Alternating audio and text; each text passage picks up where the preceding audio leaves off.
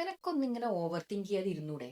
എല്ലാ കാര്യത്തിനെ കുറിച്ച് നീ ഇങ്ങനെ കണ്ടിന്യൂസ് ആയിട്ട് എന്തിനാണ് ഓവർ തിങ്ക് ചെയ്യണേ?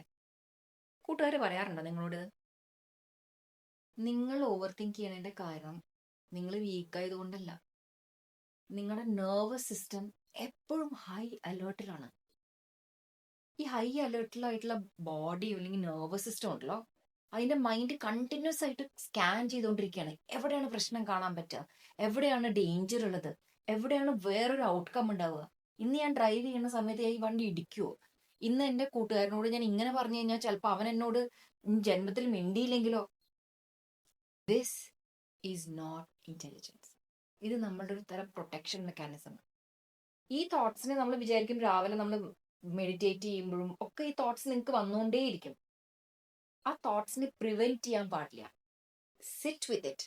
അതെന്തോ നിങ്ങളോട് പറയുന്നുണ്ട്. നമ്മുടെ ബോഡി എപ്പോ സേഫ് ആയിട്ട് നമ്മൾക്കൊരു വെസലായി മാറുന്നോ, നമ്മുടെ മൈൻഡ് നാച്ചുറലി ഭയങ്കര ക്വയറ്റ് ആയിട്ട്.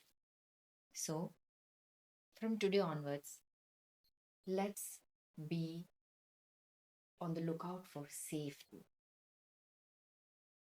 ക്ലാരിറ്റി പതുക്കെ നമ്മൾ ഫോളോ ചെയ്തോളൂ.